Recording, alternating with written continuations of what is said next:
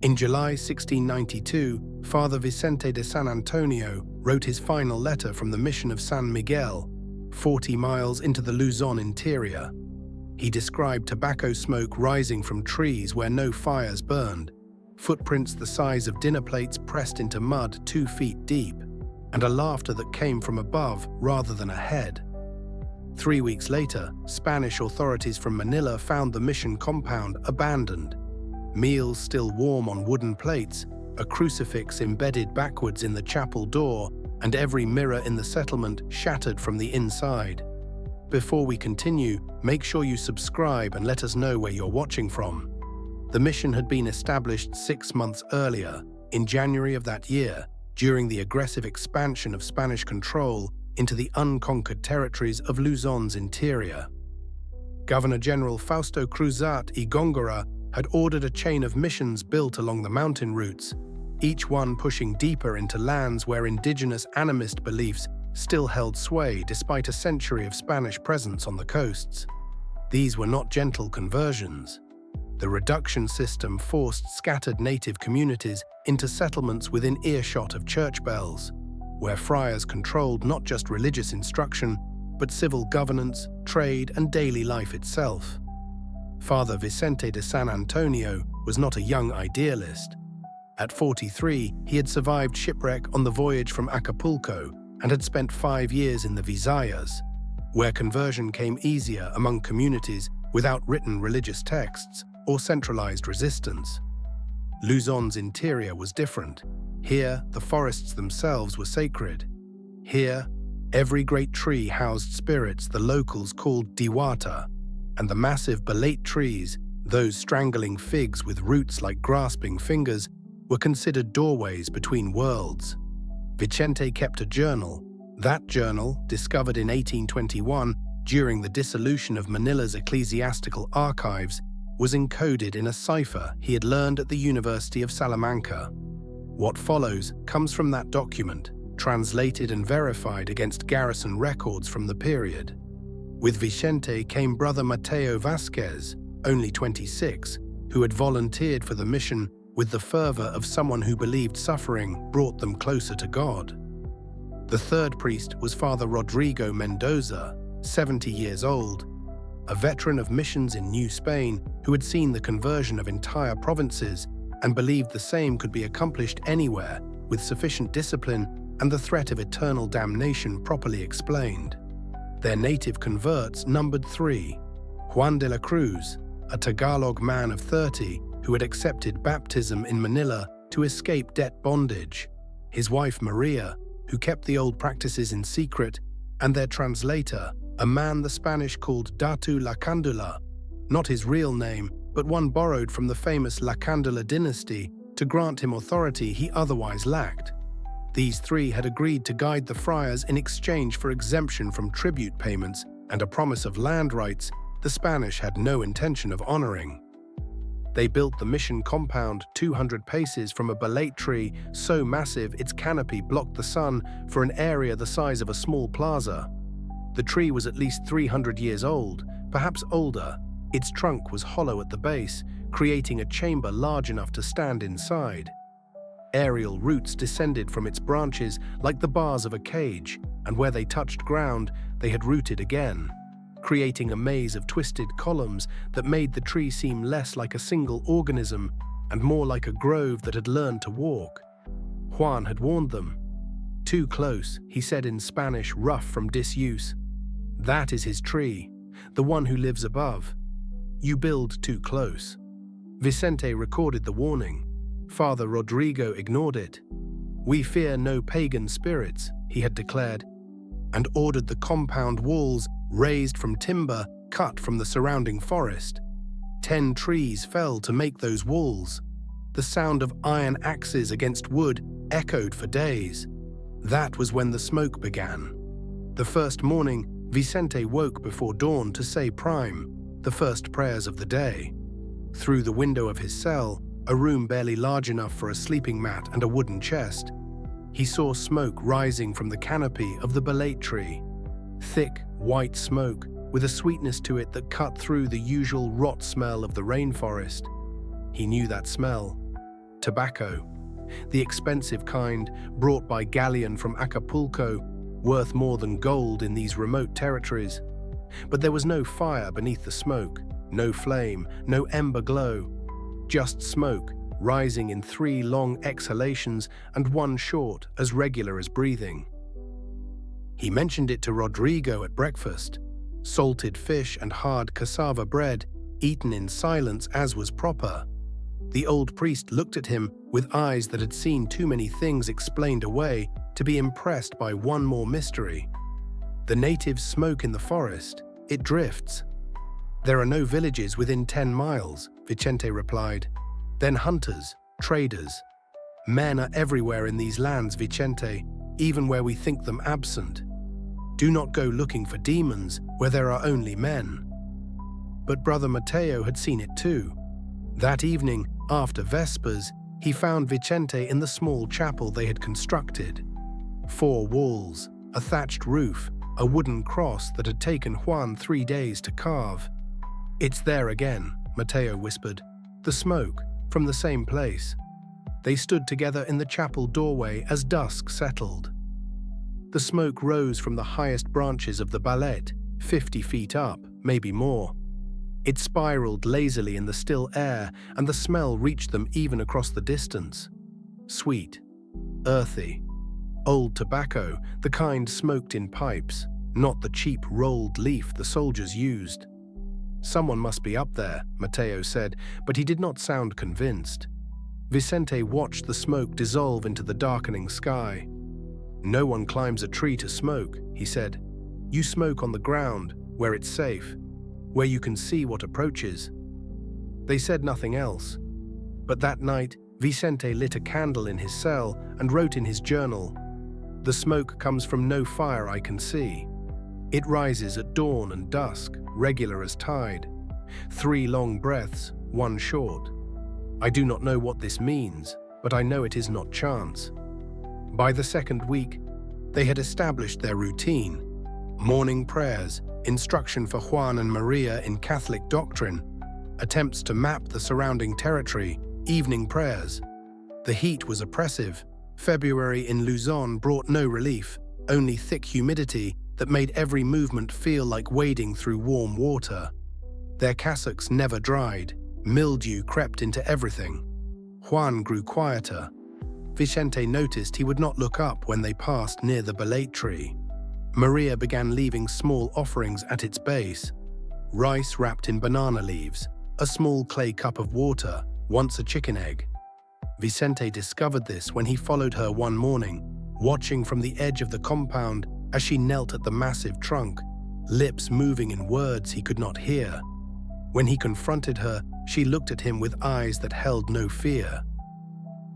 "Para sa nakatira sa itaas," she said, "for the one who lives above." "There is nothing above but sky and God's heaven," Vicente told her, though even as he said it, he felt the words ring false. "Yes, Father," Maria said. But the next morning, there were fresh offerings at the tree again. The rains came in the 3rd week. Not the light rains of the dry season, but the heavy downpours that turned the ground to soup and made the compound's dirt floor run with water they could not bail fast enough. They spent 2 days huddled in the chapel while water drummed on the thatch above and leaked through in a dozen places. When the rain stopped, Vicente went outside to inspect the damage. The walls had held. The storage shed had lost part of its roof, but their supplies were mostly intact. And around the perimeter of the compound, pressed deep into the mud, were footprints.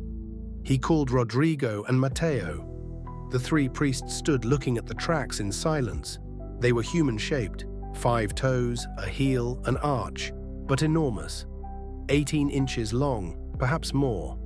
Pressed into the mud so deep that water had pooled in them. "Some trick of the natives," Rodrigo said, but his voice lacked conviction. Vicente knelt beside one print. The depth told him this was no fake, no carved stamp pressed into soft earth. This was weight, real weight, distributed across a foot that could not belong to any human being he had ever seen. He placed his hand in the depression. The print was 3 times the size of his palm. The tracks led from the forest to the compound wall, circled the perimeter twice, then led to the ballet tree. There, they simply stopped. No trail leading away. No return path, as if whatever made them had simply stepped into the tree and vanished. That night, none of them slept well. Vicente lay in his cell, listening to the drip of water from the ceiling, the call of night birds, the rustle of things moving through the undergrowth. And once, just once, he heard something else. A low chuckle, deep and resonant, that seemed to come from everywhere and nowhere at once. In the morning, he examined the tracks again. During the night, dew had formed across the compound, but the footprints showed dew inside them, on top of the mud, meaning whatever made them had pressed them into the earth before the dew fell. Before dawn, he wrote in his journal, "The prints are in the dew, but the dew is beneath them. They came before dawn, when all men sleep. I begin to think Rodrigo is wrong. These are not the tricks of natives, these are something else." The laughter came on the 4th week. It started small, a distant sound at the edge of hearing, like men talking in the forest. But as days passed, it grew bolder. Deep laughter, rich and full, that seemed to move through the trees with impossible speed. One moment it came from the east, the next from directly overhead. They would stop mid-prayer and listen, tracking the sound as it circled the compound. It never approached closer than the tree line, but it never went away entirely either. Always there, at the edge of perception, as if something vast found their presence amusing. One night Mateo saw it. He had gone to the well, a shallow pit they had dug near the compound's edge, to draw water for morning ablutions. When he looked up, he saw an ember in the canopy of the ballet tree. Red-orange, bright as a coal, suspended in the darkness 50 feet above the ground. He stood frozen, bucket forgotten, as the ember moved. Not falling, not climbing, simply gliding from one branch to another with a smoothness that suggested no effort at all. As if gravity held no power there. The ember paused. Mateo said later it felt like being looked at, though he could see nothing but that single point of light. Then it vanished, and the laughter came, low, rolling, shaking the leaves of every tree in the compound. Mateo ran.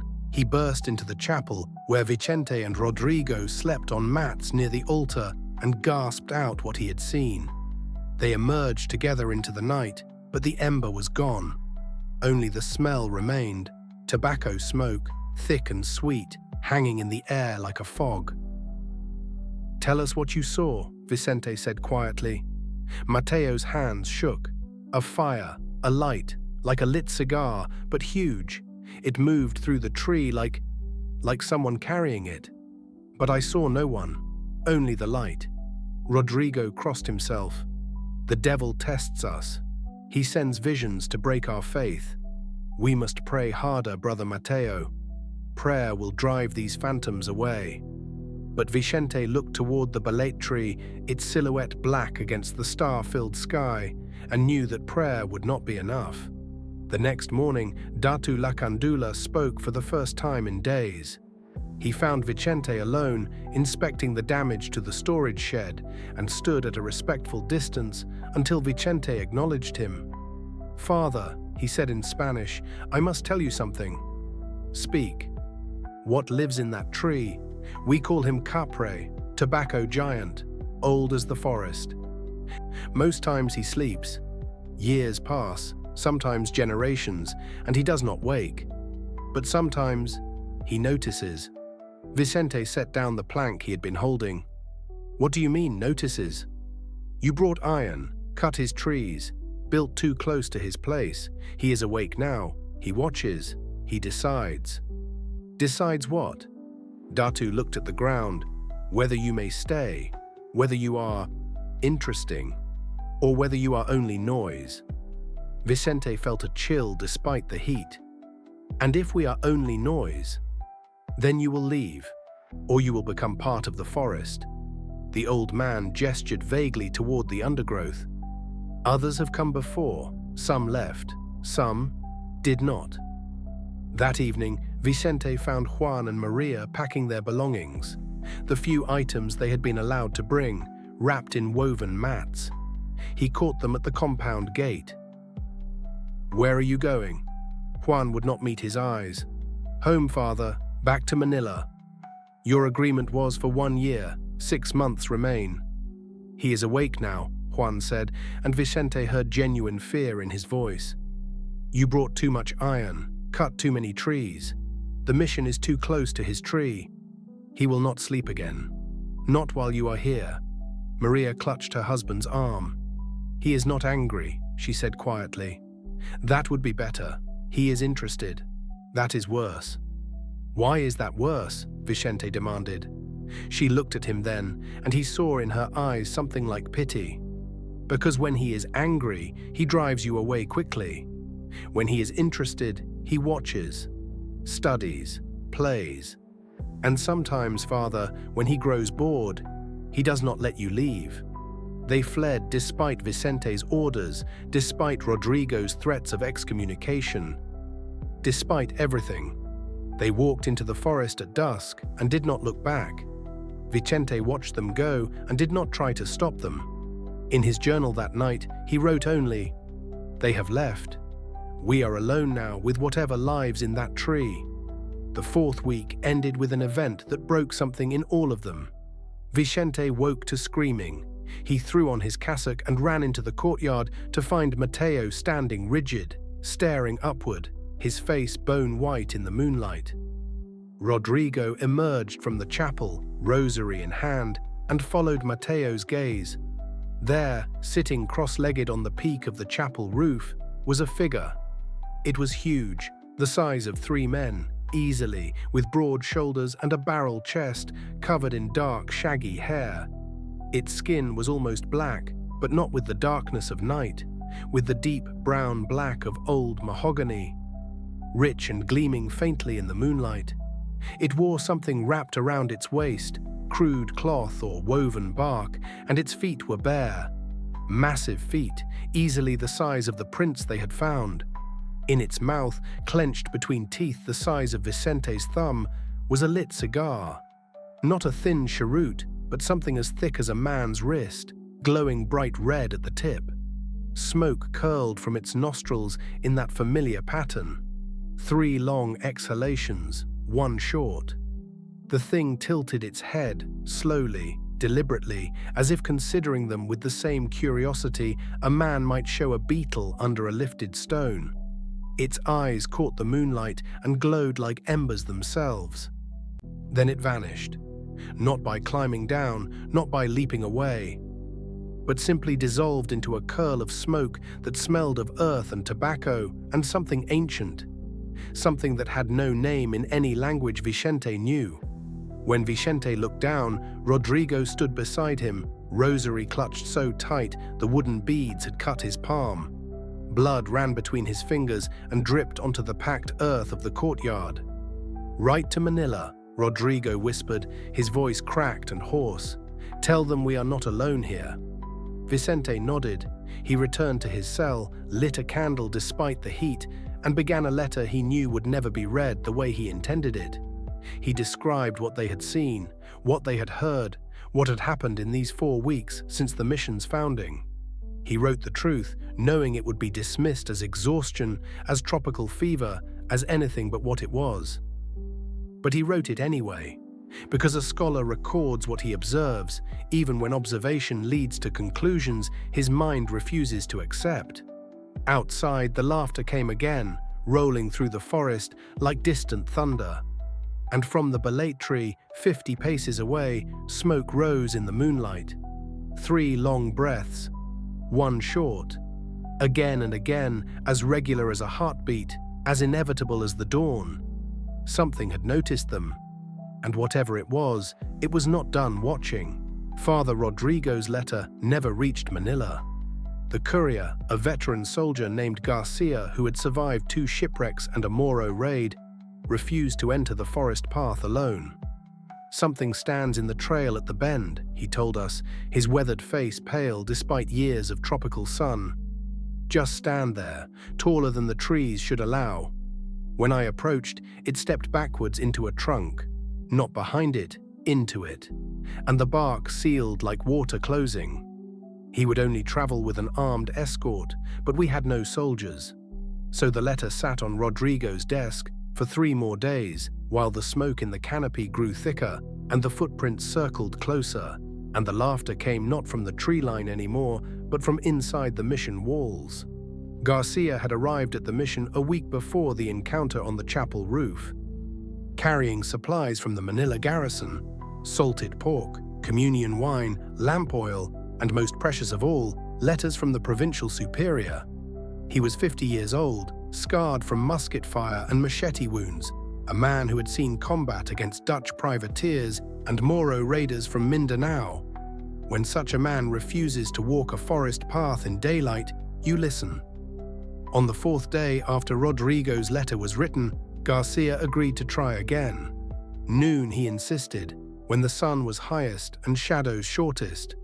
We stood at the mission gate and watched him walk down the packed earth trail that led back toward the coast, back toward civilization and sanity.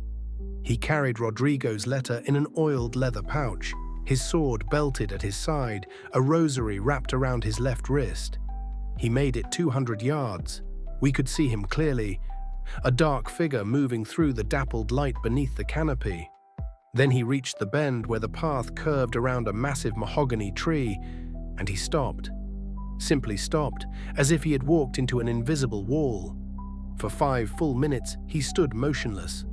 We called to him, but he did not respond, did not turn, did not move except for the rise and fall of his shoulders as he breathed. Mateo started down the path toward him, but I caught his arm. Something in the quality of Garcia's stillness told me that approaching would be a mistake. Then Garcia began backing away, slowly, carefully, never turning around, keeping his eyes fixed on something we could not see. His hand was on his sword hilt, but he did not draw. When he finally reached the gate, his face was the color of spoiled milk. He would not speak for an hour. We sat him in the chapel, gave him water, waited.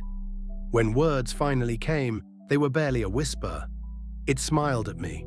God help me, it smiled. What smiled? Rodrigo demanded. Garcia looked at him with eyes that had seen something they could not unsee. The thing in the path, standing there, taller than any man, dark as the tree trunks, with eyes that glowed like banked coals. And when I stopped, when I stood there frozen, it tilted its head. He demonstrated a slow lateral movement that seemed alien in its deliberateness. And it smiled. Not a grimace, not a snarl, a smile, like it found me amusing. That night, Garcia slept in the chapel, his sword across his knees, his rosary wound so tight around his hand that the beads left marks in his palm. I turned to my scholar's instincts because I did not know what else to do. If I could not understand what was happening, I could at least document it with precision. I began keeping systematic observations, noting times and patterns with the same care I had once applied to astronomical measurements at Salamanca. The smoke appeared at exactly 5:47 in the morning. I timed it against my pocket sundial, calibrated for this latitude. 3 long exhalations, 1 short. Then silence until 6:23 in the evening, when the pattern repeated. Not approximately these times, exactly. As regular as the movements of celestial bodies, as predictable as tide. The footprints escalated. They no longer stayed at the compound perimeter. On the 5th morning, I found them on the chapel steps. Massive impressions in the wood itself, as if the planks were soft clay. The tracks led to the chapel door, but not away from it. Whatever made them had either vanished at the threshold or passed through the door without opening it. But the most unnerving development was the objects. Items began moving overnight, relocated with what I can only describe as deliberate purpose. My inkwell, which I kept on the small desk in my cell, appeared one morning in Mateo's room, placed precisely in the center of his sleeping mat. Rodrigo's breviary, the prayer book he had carried for 40 years, its leather cover worn smooth by his hands, turned up in the kitchen, propped open to the Psalms, specifically Psalm 104. You make springs gush forth in the valleys. They flow between the hills, giving drink to every wild animal. Garcia's sword appeared balanced on edge atop the well's stone rim. Perfectly balanced, impossible without careful placement, standing like a cross against the dawn sky. It's studying us, Rodrigo said, his voice thin and strained, learning our routines, our possessions, our habits. I realized he was right. This was not random haunting. This was deliberate interaction, methodical observation. We were being examined the way a natural philosopher might examine insects under glass, with curiosity, with system, with purpose. Mateo made his decision on the 6th morning. I woke to find him gone from his cell and discovered him at the base of the bolete tree, kneeling in the posture of prayer.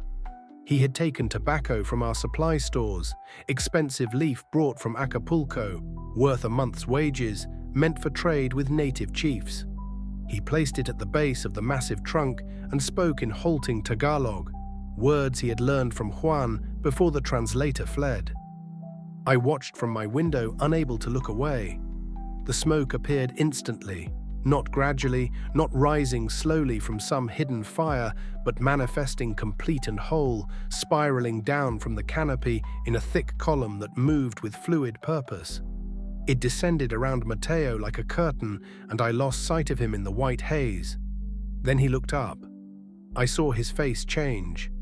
Terror, yes, that was there, stark and primal, but it shifted into something else, something I had no word for. Awe, perhaps, but deeper than that. The expression of a man seeing something vast and incomprehensible, something that rewrites his understanding of the world's boundaries. He knelt for 10 minutes while the smoke swirled around him. When it finally dissipated, rising back into the canopy as abruptly as it had come, Mateo stood and walked back to the mission. His steps were mechanical, his eyes distant. "What did you see?" I asked. He shook his head. "I cannot... Vicente, I don't have words. It's not a demon. I know what I saw. I looked into its eyes. It's not what we thought. It's not what Rodrigo thinks." "Then what is it?" "Old," he whispered. "So old that we're like mayflies to it. Brief, insignificant, but interesting. That night we found the tobacco returned to our doorstep, untouched, unused, and beside it, pressed into ash scattered across the threshold, a handprint. 4 fingers and a thumb, perfectly formed, each digit as long as my forearm. By the 7th day, Rodrigo had stopped eating. He spent hours in the chapel, praying in Latin, his voice hoarse from constant recitation. His hands shook when he held the chalice at Mass.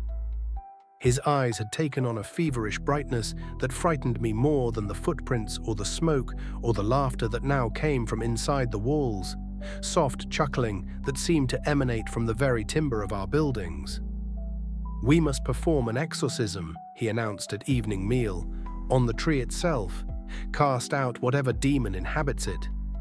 "Father Rodrigo," I began carefully, "what if that provokes?" "Provokes?" His voice cracked.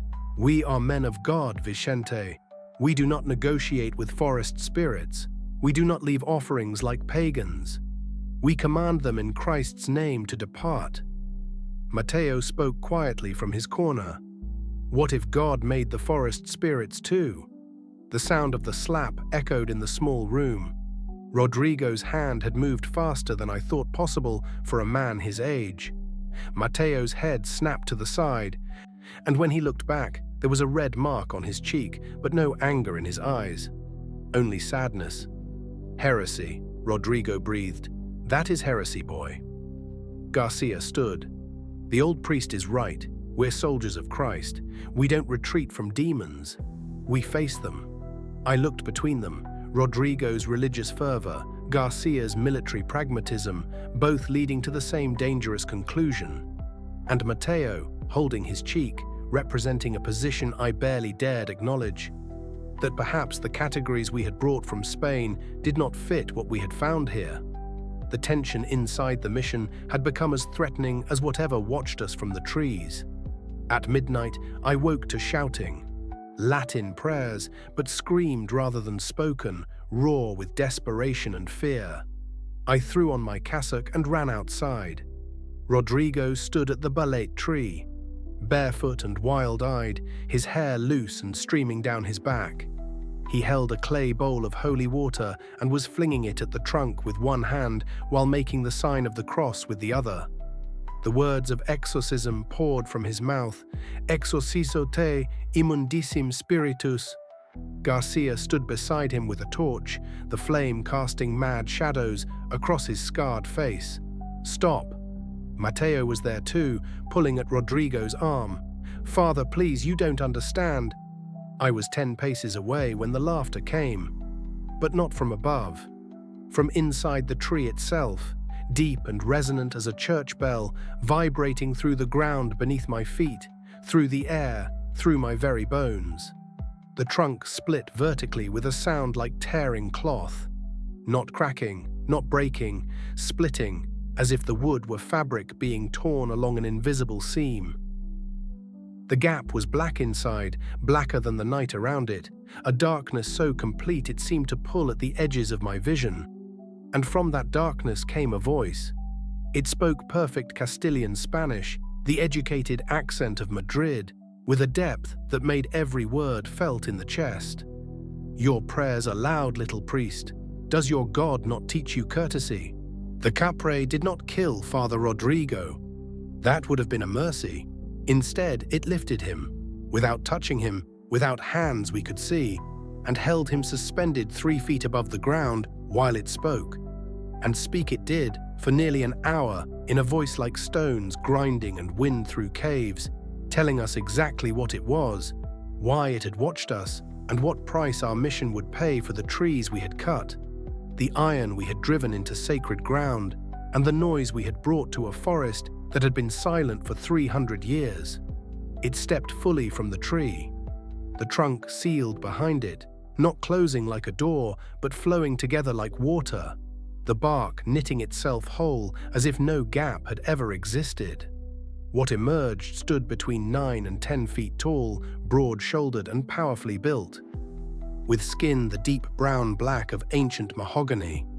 Its body was human-like, but larger in every proportion, arms thick as tree trunks, hands that could have palmed a man's skull like an orange, legs corded with muscle that suggested strength beyond any human measure.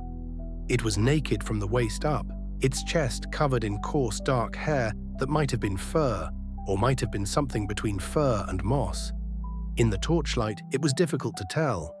Around its waist, it wore what appeared to be bark cloth woven with dried grass, primitive but deliberately crafted.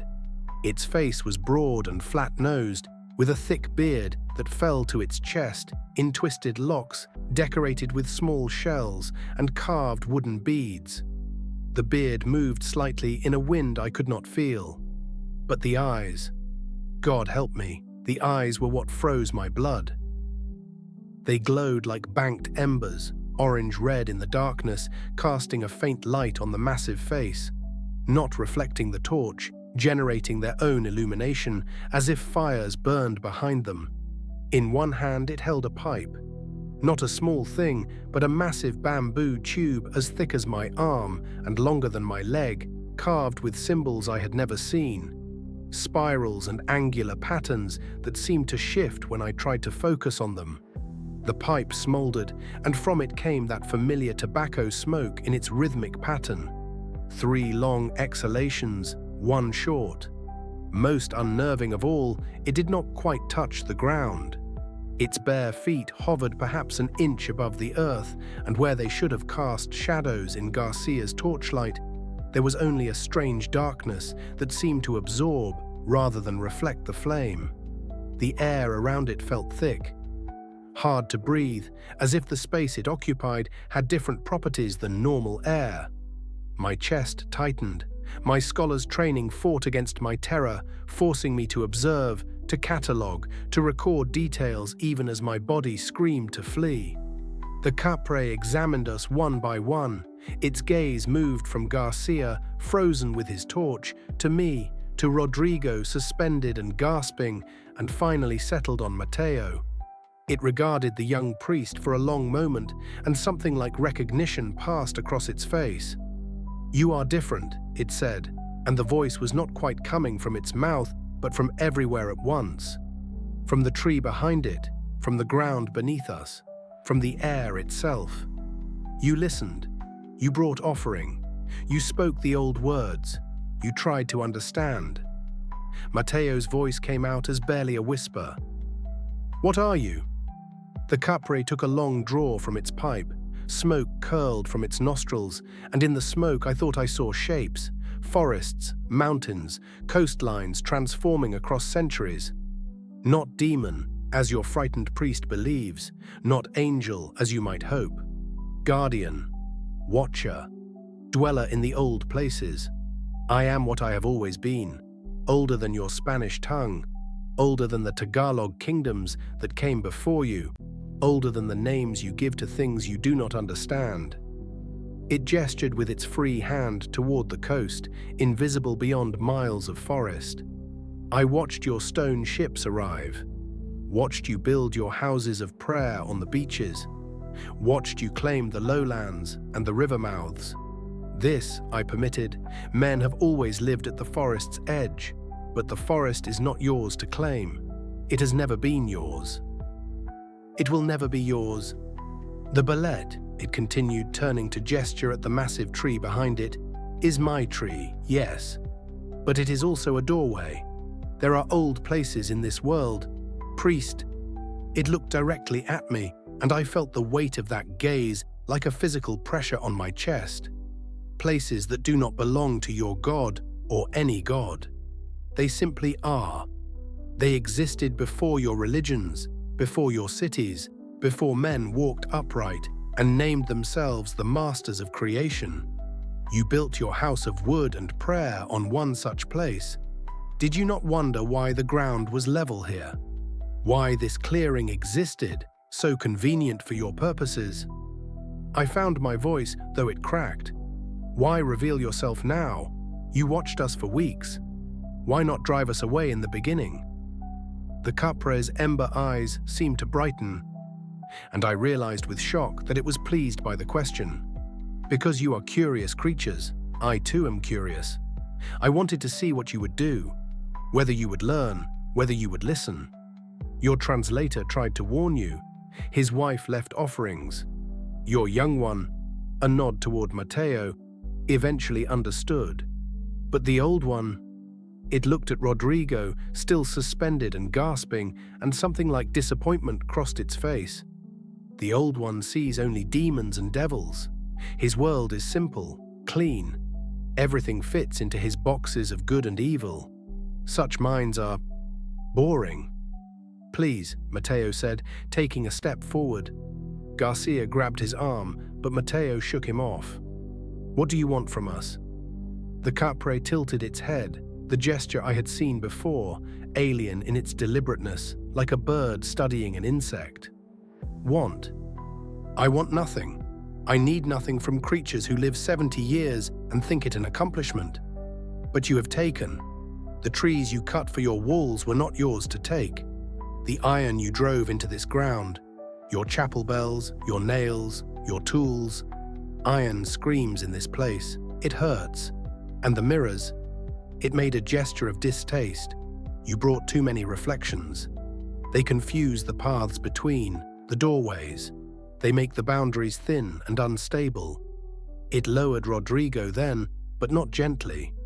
The old priest dropped the last foot to the ground and collapsed, his legs unable to hold him. Mateo rushed to his side. 3 things taken, the Kapre said, and its voice took on a formal quality, as if reciting terms that had been spoken before, many times, across many centuries. 3 things given. This is the old law. This is how balance is maintained. First, 10 trees cut for your mission walls. You will replant 20 elsewhere, not here, not in this clearing, but in the forest where trees should grow. You will dig the holes yourselves. You will water them. You will speak their names. Second, the iron bells in your chapel tower. Remove them. Take them with you when you leave. Iron has no place here. Every time they ring, every sound they make, they tear at the fabric of this place. Third, the mirror in the old priest's chamber. It must be destroyed, shattered, the pieces scattered in running water. Mirrors are windows, priest, windows that look in both directions. You do not want to see what looks back. Garcia found his voice. And if we do this? If we agree to your terms? Then safe passage from the forest.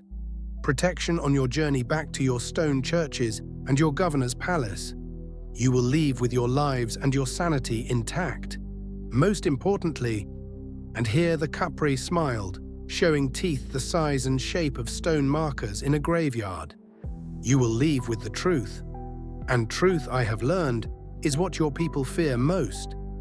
And if we refuse? I asked, though I already knew. The Kapre gestured toward the darkness beneath the surrounding trees.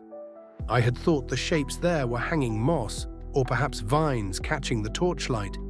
But now, as my eyes adjusted, I saw them clearly, tattered remnants of cloth, the dull gleam of rusted metal, armor, weapons, the scattered remains of expeditions that had come before. 3 expeditions before yours, the Kapre said quietly. They did not listen. They did not learn. They brought soldiers and fire and tried to claim what was not theirs to claim. The forest kept them, not as bodies, those rot and feed the trees as all bodies must, but as echoes, memories, warnings to those who come after. You can join them if you wish. The choice is yours. Garcia's sword was in his hand, though I had not seen him draw it. We can't trust a devil's word. This is a trick. It's not a devil, Mateo shouted, his voice breaking. He still knelt beside Rodrigo, but his eyes were fierce. Can't you see? It's not what we thought. It's not what the church taught us. Rodrigo stirred, his voice hoarse and broken. It spoke perfect Castilian Spanish. How does a demon speak the king's Spanish? I looked at the Kapre, at its ancient eyes and its patient stance, and understanding came to me like revelation.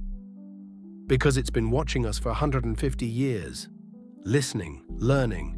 Every expedition, every missionary, every soldier who came into this forest, it watched them, learned their language, studied their ways. We are not the first, and if we fail, we will not be the last. Your priest is clever, the Kapre said to Mateo. I like clever. Before any of us could respond, before we could debate or decide or speak the words that would commit us to one path or another, the Kapre's head snapped up. Its eyes narrowed, the ember glow intensified. You delay too long, it said, and for the first time I heard something like concern in its voice. And now others come. Your men with metal and fire seeking your silence. I heard it then, sounds in the forest, many sounds, the tramp of boots, the clink of weapons, the crackle of torches. Through the trees, I saw lights, many lights moving fast, coming from the direction of Manila. A rescue party, Garcia breathed, and hope flashed across his face. Finally, I thought, you thought no one was coming, the Kapre interrupted. Its face had become unreadable. You sent no word, soldier. So tell me, how did they know to come? Garcia's face went white. I didn't. The letter never... The Kapre smiled, showing all of those gravestone teeth. They did not come to rescue you, soldier. They came to erase you. Your church does not allow mysteries it cannot control. Your governor does not permit stories that might inspire native resistance. They come with inquisitors and torches, and when they are done, this place will burn, and you will burn with it. And the official record will show only that San Miguel mission was lost to accidental fire and native treachery. The torches grew closer. I could hear voices now, shouting orders in Spanish, military commands, and beneath them, the measured cadence of Latin prayers. I looked at the Kapre, at my fellow priests, at the remnants of past expeditions hanging in the trees like grim decorations. and I realized with cold, absolute certainty. We were caught between two judgments, one ancient and one ruthlessly human, and I did not know which was more likely to kill us. Captain Alejandro de Vera arrived with 20 soldiers, 2 Jesuit inquisitors, and orders signed by the Governor-General himself. Investigate reports of demonic activity at San Miguel Mission. Neutralize all threats to Spanish authority and Catholic doctrine.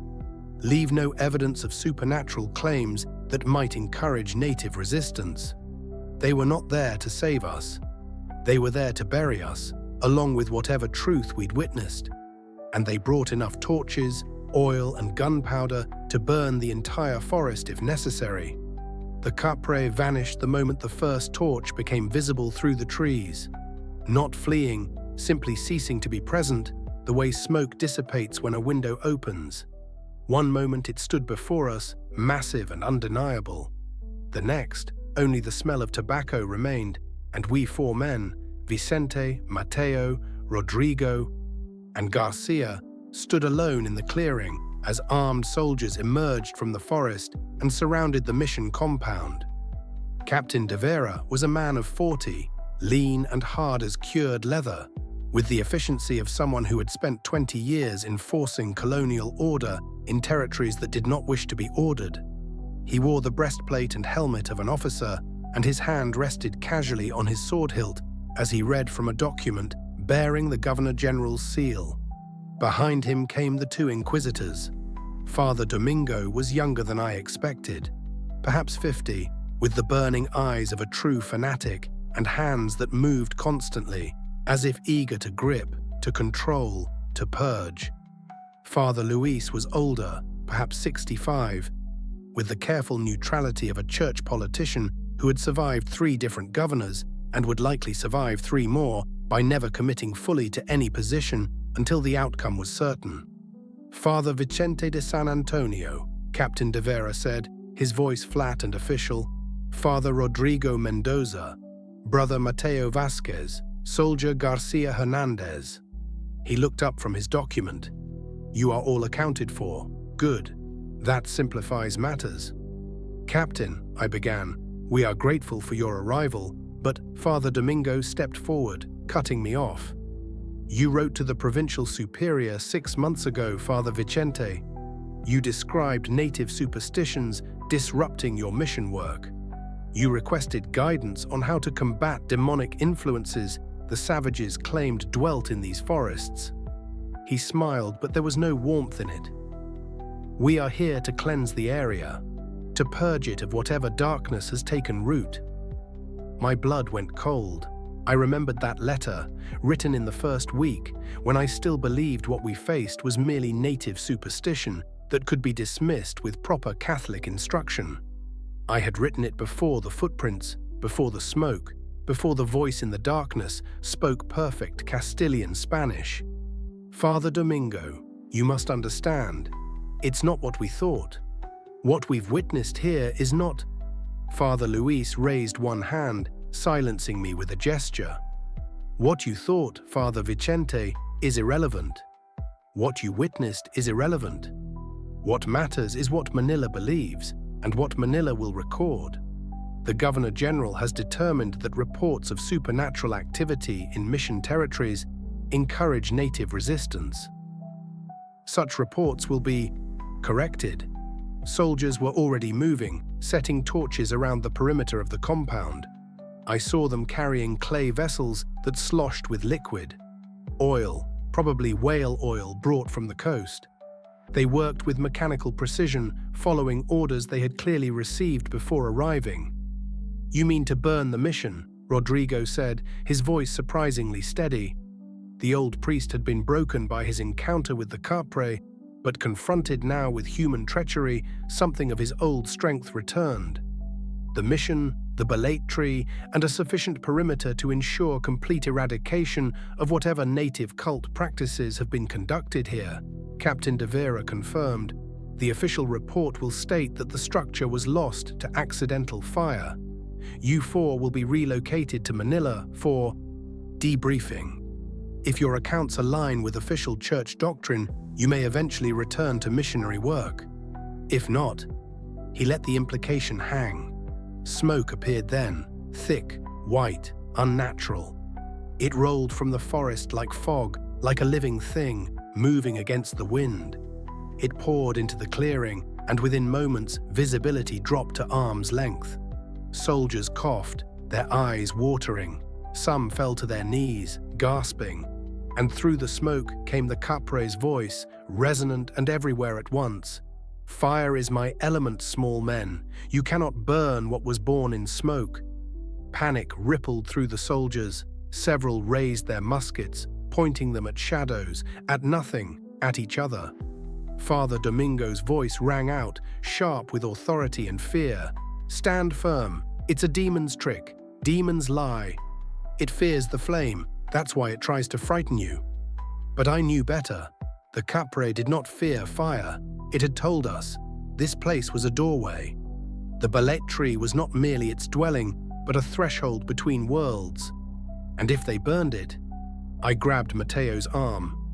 "We have to stop this. If they light that tree, what happens?" His eyes were wide, reflecting the torchlight filtered through smoke. "I don't know. But the Kapre said this place is a doorway. What if burning it opens something that should stay closed?" Garcia stood nearby, his face twisted in conflict. He was a soldier, trained to follow orders, to trust the chain of command. But he had seen what we had seen. He had felt that presence, heard that voice. His hand moved between his sword and his rosary, unable to decide which offered more protection. I made my decision. I walked through the smoke toward the balete tree and planted myself between it and the approaching soldiers. My cassock was torn, my face covered in soot and sweat, but I was still a priest of the Holy Roman Church, still ordained by bishops in an unbroken line stretching back to St. Peter himself. And that still meant something, even here, even now. "I will not allow this sacrilege," I said, my voice carrying across the clearing. Father Domingo stared at me as if I had grown a second head. "Sacrilege? You defend a pagan idol? You who took vows before God?" "I defend the truth," I replied, and I was surprised by the steadiness in my own voice. "This being, whatever it is, has shown more restraint than we have. It offered terms, negotiation, peace, if we would respect the boundaries we crossed. We are the trespassers here. Father Domingo, we built on sacred ground without permission. We cut trees that were not ours to cut. And when it asked only for balance, for restoration, we responded with exorcism and violence." He speaks true. The voice was Rodrigo's. The old priest stood with Mateo's help, his legs still weak but his eyes clear. "I was wrong. We were all wrong. I saw evil where there was only difference. I saw demons where there was only something older than our definitions. May God forgive me, but I cannot stand with you in this." The soldiers hesitated. Two sources of religious authority directly contradicting each other. Military men were trained to follow orders, but their training also included deep Catholic faith. When priests disagreed, which voice did God speak through? Captain de Vera's face hardened. "Step aside, Father Vicente, or you will be arrested for heresy and obstructing military operations. These are the Governor General's orders. I will carry them out." I planted my feet and spread my arms, making myself as large an obstacle as my slight frame allowed. "Then arrest me, but I will not move." Mateo appeared at my right side. Then Garcia, his decision finally made, took position at my left. 3 men and a boy, standing between the Spanish Empire and a truth it could not control. Father Domingo's face went purple with rage. "Light the torches. That is a direct order. Burn the tree. Burn it now." The soldiers moved forward, torches raised, and the ground trembled. It was not an earthquake, not quite. The shaking came from below, but also from around, as if the forest itself was stirring from sleep. Trees that had stood still for centuries began to move. Not falling, not toppling, rising. Standing up like giants waking from dreams older than human memory. Vines whipped through the air like tentacles. Roots burst from the soil in explosions of earth and stone, writhing like serpents. The bolete tree's aerial roots, dozens of them, began moving with deliberate purpose, reaching and grasping. The Kapre appeared in the center of the chaos, massive beyond anything we had seen before, wreathed in smoke and ember light that made it seem carved from living fire. And around it, in the darkness between the trees, I saw shapes, dozens of them, hundreds perhaps. Other spirits, the ancestors of this land, or simply the forest itself, finally made manifest and angry. "You were given choice," the Kapre's voice boomed, shaking leaves from branches and sending birds screaming into the sky. "Now choice is taken." A soldier fired his musket. The ball passed through smoke and hit nothing. Another fired, then another, the reports echoing like thunder. But the bullets found no target, and the smoke grew thicker, the shapes in it more numerous and more terrible. Then the forest truly came alive. Vines seized soldiers by the ankles and dragged them screaming into the undergrowth. Trees bent at impossible angles, their branches swatting torches from hands and men from their feet. The ground beneath Father Domingo simply opened, split like a mouth, and he fell into darkness that sealed over him like water closing, his screams cut off mid-breath. Captain de Vera was shouting orders no one could hear over the roar of something vast moving through the canopy above us. Soldiers scattered, some fleeing toward the forest path, others frozen in terror, still others firing blindly into smoke and shadow. I lost sight of Mateo in the chaos. The smoke was everywhere now, so thick I could barely see my own hands. Something grabbed my arm. Rodrigo, his grip surprisingly strong, pulling me away from the bolete tree. "Run!" he screamed into my ear. "It's protecting us, but we have to run." Behind us, the Kapre's laughter shook the earth, deep and resonant and terrible. Not cruel. I would almost say it sounded joyful, the way a teacher might laugh when a slow student finally understands the lesson. But vast beyond comprehension, making me feel like an insect in a world of giants. Ahead, through the chaos and flame and terror, I saw the path, the same path Garcia had feared days ago, the bend where something had smiled at him. But it was clear now, illuminated by a light that came from nowhere and everywhere, a silver-white glow that seemed to push back the smoke and the darkness. A way out. I ran, Rodrigo beside me, Garcia somewhere ahead. I did not know if Mateo followed. I did not know if any of the soldiers still lived. I knew only that the forest was settling accounts in a currency of blood and terror, and we had been judged worthy of escape. But as I ran, some impulse made me look back one final time. The Kapre stood in the burning doorway of our chapel. Flames licked around it, but it did not burn. Smoke wreathed it like a crown, and one massive hand was raised, not clenched in a fist, not pointing in threat or accusation, but open, palm forward. A gesture of farewell, of dismissal perhaps, or possibly of blessing.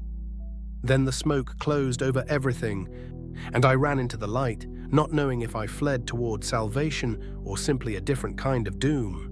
We emerged from the forest at dawn 3 days later, 4 men reduced to 3. Garcia had vanished in the night of the second day, simply gone from his sleeping spot without sound or struggle. We found only his boots, placed side by side facing the forest we'd fled, filled with tobacco from our dwindling supplies.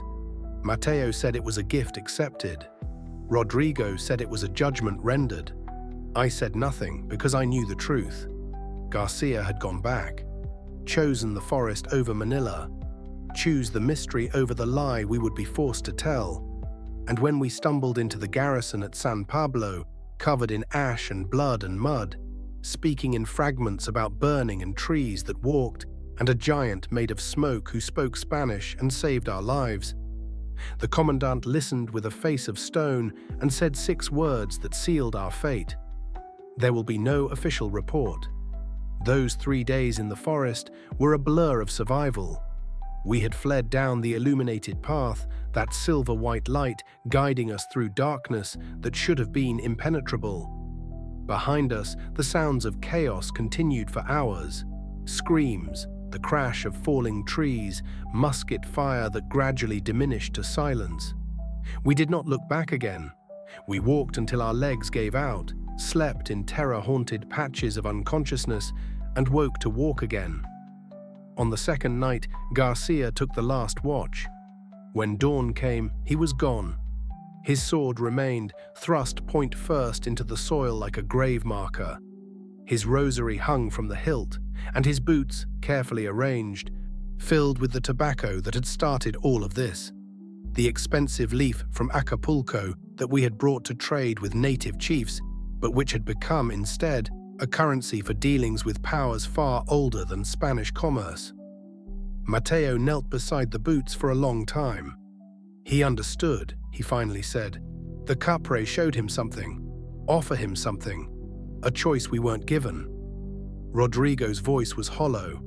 Or it took him. Another offering, another price.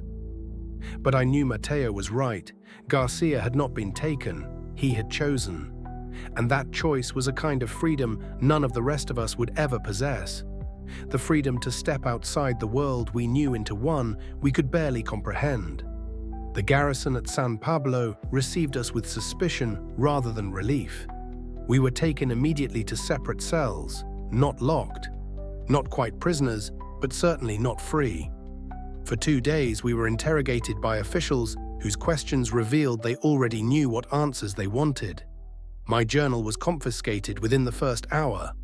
I protested, invoking my rights as an ordained priest, but the officer who took it simply said, "The commandant will review it for relevant information. You'll have it back when the investigation is complete." I never saw it again. The story we tried to tell was dismissed before we finished speaking. Fever dreams, they said. Tropical illness. The native guides had likely given us something. Mushrooms, perhaps, or extracts from plants known to cause visions. The mission had indeed burned, yes, but clearly from accidental causes. A cooking fire left unattended, perhaps, or lightning strike. As for the soldiers, Father Luis had survived. He emerged from the forest 6 hours after we did, leading 8 soldiers, all that remained of Captain de Vera's expedition. And Father Luis told a very different story. According to his account, the mission compound had been attacked by native insurgents, probably followers of the old animist religions, angry at Spanish encroachment. The attack came at night. The fire was set deliberately. Father Domingo had died bravely, defending the chapel. Captain de Vera had fallen, leading a counterattack. The surviving soldiers had barely escaped with their lives. As for the 3 priests from the original mission, Vicente, Rodrigo, and Mateo, they had clearly been traumatized by the violence and were speaking in confused fragments, mixing their terror with native superstitions they'd been exposed to during their isolation. A tidy story, the commandant said when he questioned me on the second day. His name was Colonel Esteban Ruiz, and he had the weary pragmatism of a man who had spent 30 years maintaining Spanish authority in territories that resisted it at every turn. Father Luis's account will form the basis of the official report. Mission of San Miguel destroyed by native insurgents. Casualties were unfortunate, but expected in these volatile regions. Recommendations will be made for increased military presence in future missionary efforts. That's not what happened, I said. What happened, Father Vicente, is what Madrid needs to have happened. He leaned forward, his hands flat on the wooden table between us. Do you understand what your story would do if it were believed? If the Church acknowledged that Spanish missionaries encountered supernatural entities that could not be defeated, could not be converted, could not be controlled, every native population from Peru to the Philippines would see it as proof that their old gods still have power, that Spain's God is not supreme, that resistance is possible. We saw what we saw. You saw what exhaustion and fear made you see. That is the only truth Madrid will accept.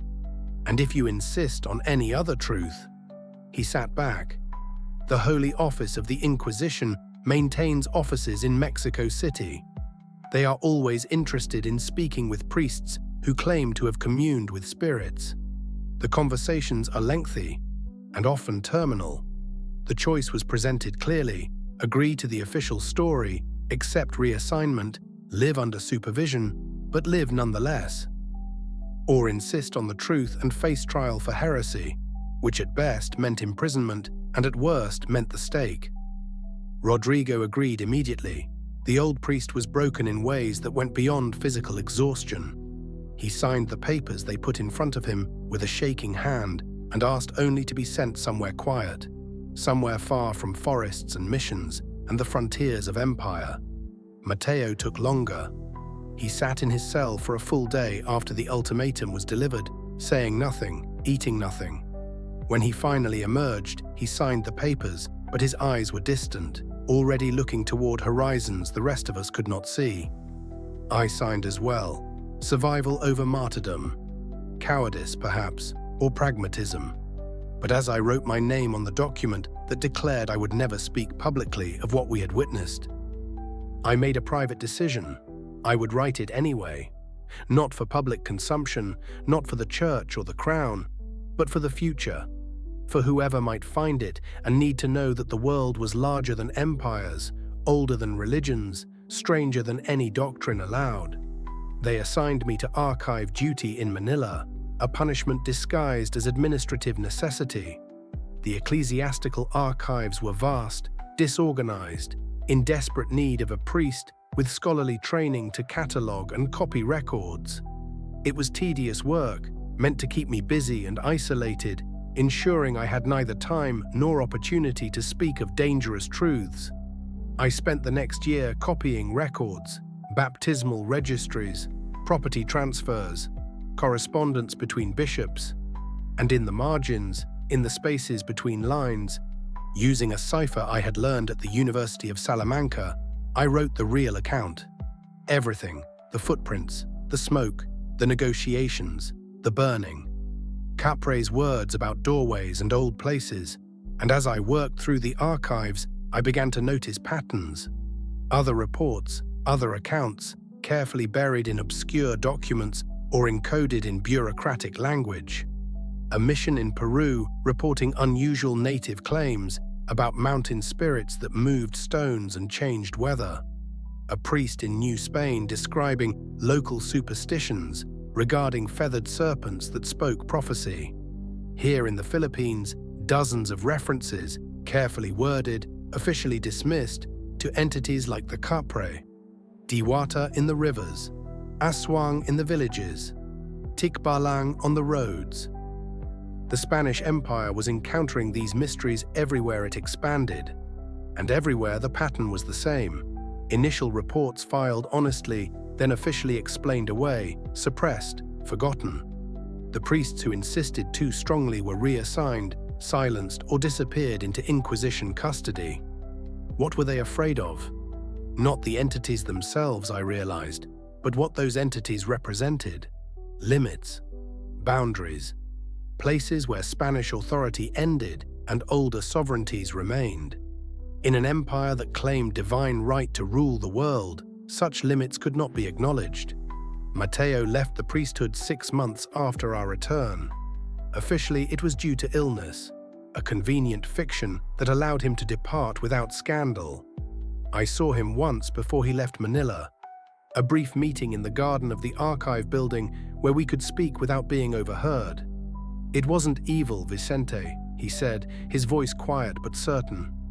"I know what I saw when I looked up at the tree, when the smoke came down around me.